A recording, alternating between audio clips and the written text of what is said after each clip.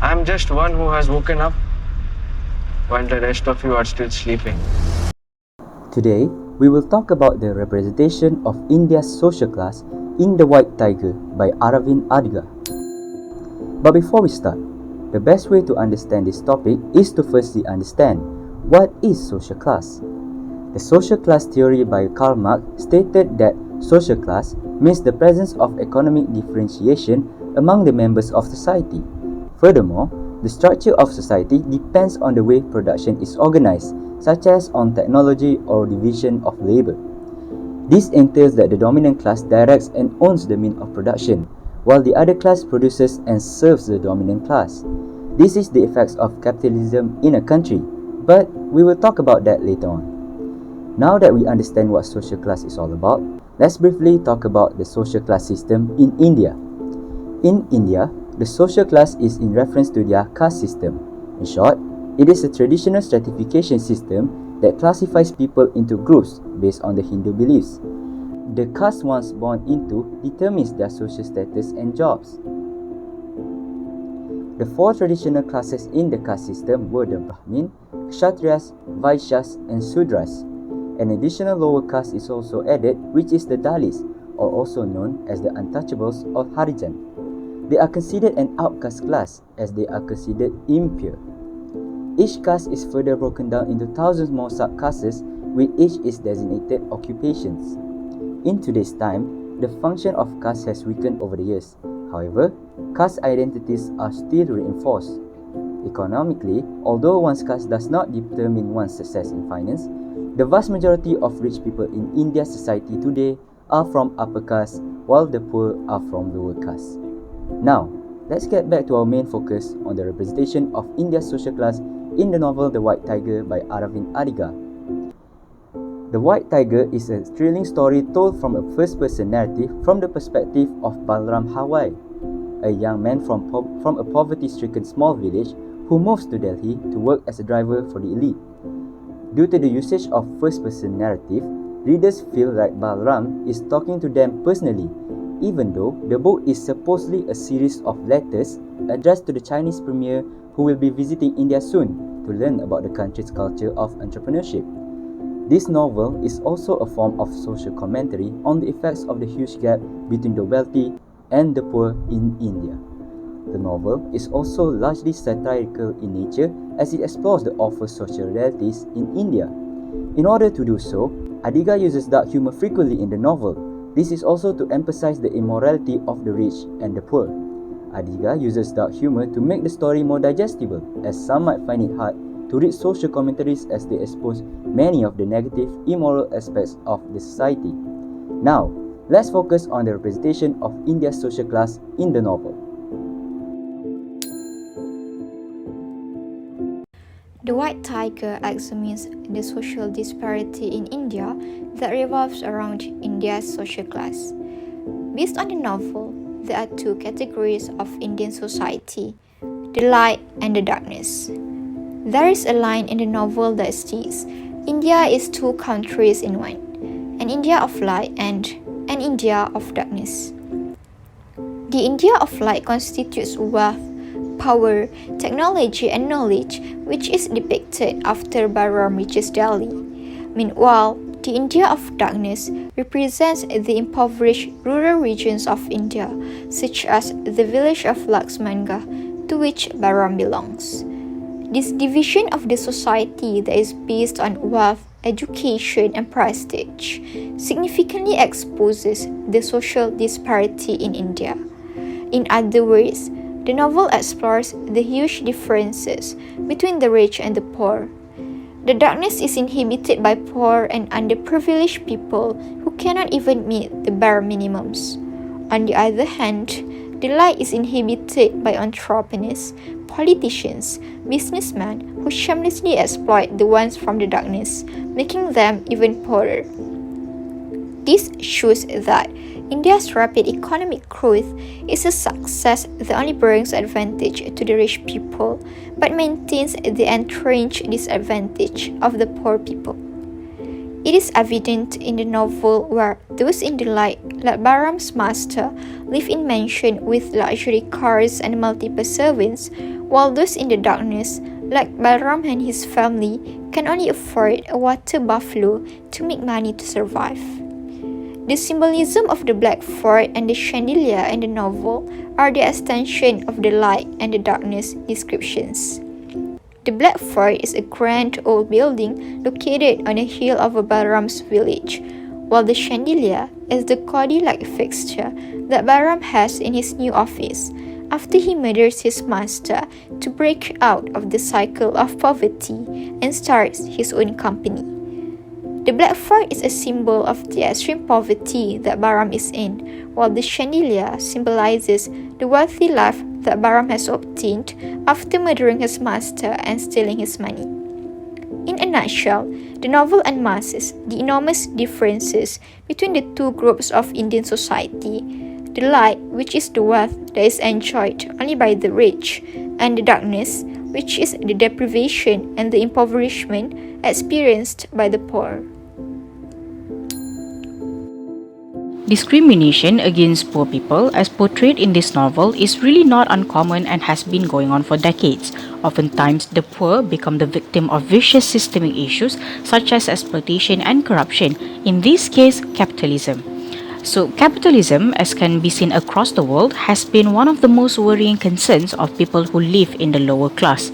Countries that are currently experiencing poverty are often affected by the demands of capitalist countries as they are vulnerable. India in particular, although there was a growth in their economics, high level of corruption and inequality disrupt their rising chance of becoming one of the world's leading countries in the economy. In this country, the poor were given less to no choice but to have themselves work and keep on working without having the chance of stepping out of their poverty. Whenever they received their salary or payment, they were then squeezed dry again and again by those of the upper class, which can be seen portrayed in the novel, where not just Balram's father but other working men in his village had to pay the stock a certain amount of money every time the stock came visiting. If they refused, they either be beaten or worse, killed. They have no choice but to obey the stock. Thus, the poor are continuously stepped on and discriminated against by the rich, in this novel by the stock. Other than that, the loyalty of the poor to their master also contributed to the fact that they, the servant, will never be able to go against them. This is because, commonly, before the servant was given employment, the master will do a background check on them, making sure that they know where and who are the family members of the servant, and hold them as hostages in case their servant was ever to run or betray. This forced the servant to be loyal and obedient. To illustrate, in the novel, when Balram asked for a job as a driver, his background was checked and his ability to drive was also tested. Only when the stock had confirmed everything was he given the position. This master-servant relationship also came with various discrimination towards the servants. The rich are so far removed from the plight of the poor that they have become corrupted. They continue to exploit the poor, treating them as their slaves and unworthy.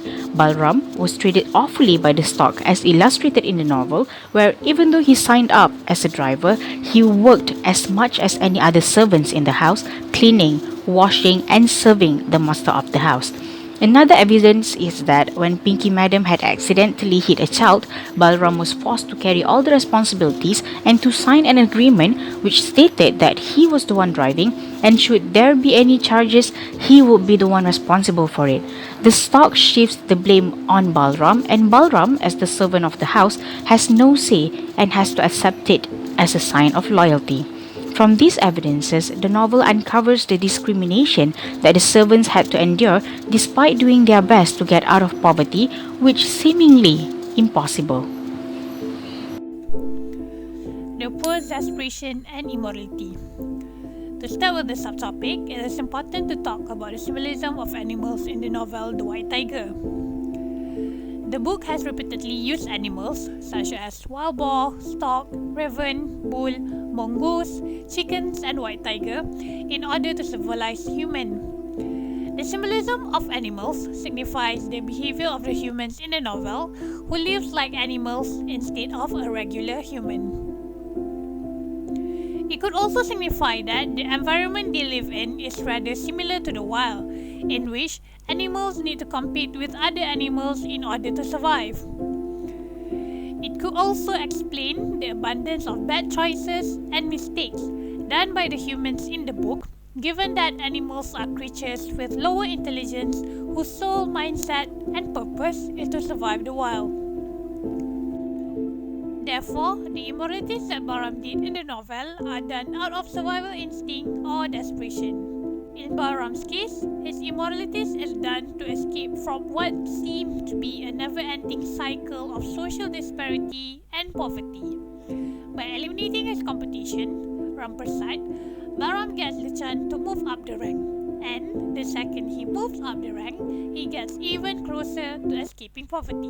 Ashok, being a lenient master, is seen as a huge and Bahram's only opportunity to escape the darkness. So basically, it is an opportunity that he will never get if he works with other masters. That explains Bahram's statement on Ashok's murder, in which he describes it as something that needs to be done in order for him to experience the light. If they did catch me, I'll never say I made a mistake. It was all worthwhile to know. Just for a day, just for an hour, just for a minute. What it means not to be a servant.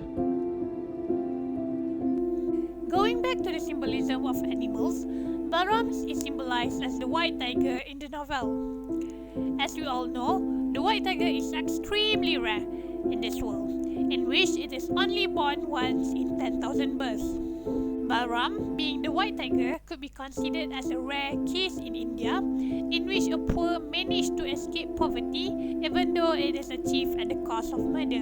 This concludes that social disparity has been deeply rooted in India to the point that the possibilities of the poor escaping poverty is almost as rare as the birth of the white tiger in this world. In conclusion, the harsh reality of this social class system in India was depicted clearly by the author through the journey of the main character in the novel.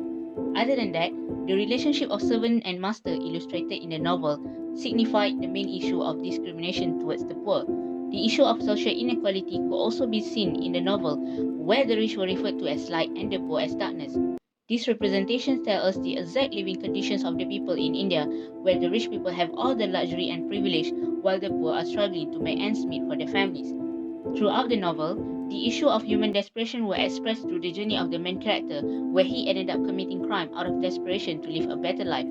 This shows how scary human desperation is, that it could lead to people behaving immorally so that they could escape the harsh reality of being poor like the main character in the novel. As we all know, this problematic issue of social inequality not only happened in India but also in other countries as well.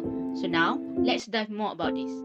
Why must we know and be aware of this issue? First and foremost, this issue reflected the problem that had existed for so long and needed to be addressed. Besides, the widening gap in social class resulted in unequal access to rights, resources, and power in society. Moreover, this is also a result of social stratification in the society.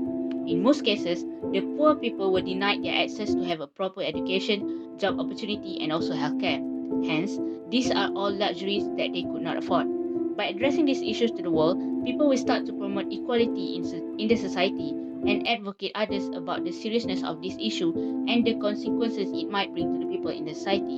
On another note, our own idea and perspective toward others will also change as it influences the way we think and behave as well. It changed the way we value other people and have empathy and respect towards other people's hardship in life. Among the famous cases on the effect of this social class inequality in India was a story of a woman named Pratima.